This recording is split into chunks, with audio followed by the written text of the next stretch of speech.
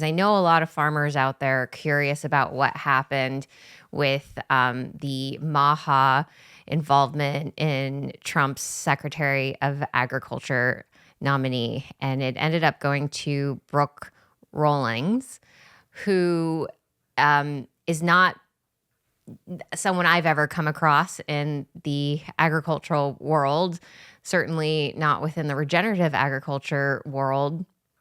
And I know a lot of farmers out there saw that pic and were really upset. And so I wanted to share with you and our listeners what I saw happen and what happened behind the scenes, what we can expect, how we can continue to mobilize. But, going back to a few weeks ago, there was a committee formed, wonderful, wonderful farmers. You know them, I know them, who were called by Bobby Kennedy's team and the Maha team. And there was a committee put together to put together a list of farmers, entrepreneurs, or, leaders in the agriculture space who we would submit for consideration for nomination.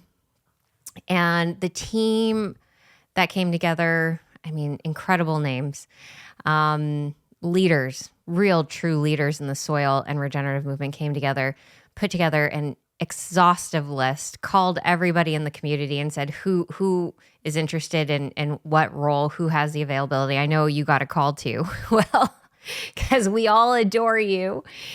And we submitted that list, and we had really high hopes that someone from our list would get the nomination.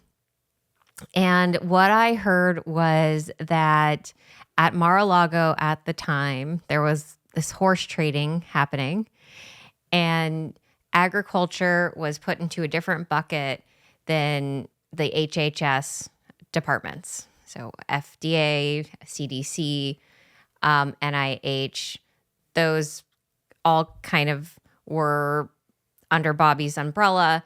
And then we were hoping for ag as well. We really were hoping. I was very loud about that during our suspension of the campaign and endorsing Trump, was that I had hope that we would get ag, and it would be tremendously transformative.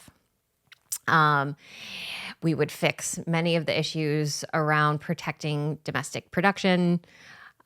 We would work with farmers to help ease the challenge of vertical integration, which is so important, local processing, supply chain management, all of the things that they do pretty well in Europe, some of the things that they do really well in Canada.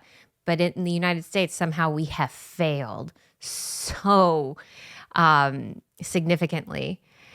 And so when it came down to the last few days before the ag pick was going to be confirmed, I went out to everybody I knew. I went out to even Steve Bannon, who is literally Donald Trump's biggest supporter. and he was on board.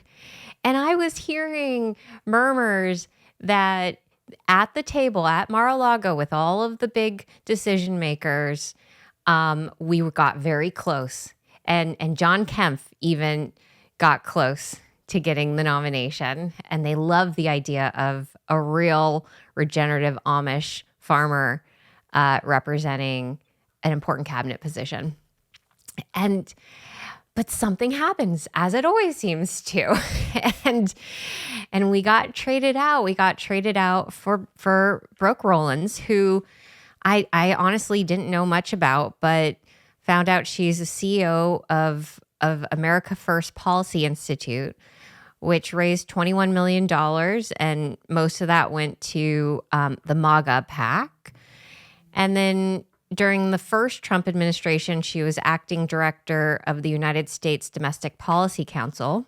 And I've heard from a few people, because I did some, sniffing around, trying to figure out what she was actually like. And someone close to that first administration said, well, we feel that she may have sabotaged some of MAGA's efforts during Trump's first term. Quite frankly, I'm not sure what they were referring to. I'm still trying to figure that out. Um, and then I was like, okay, what is her connection to ag? I really want to know. And I found out that she did 4-H as a child. So we have that going for us. But I mean, look, I'm going to be honest. I'm worried. I'm concerned. I heard rumors that maybe our deputy secretary of agriculture might be a Maha farmer, and I'm going to hold out hope that this is somebody that we can work with.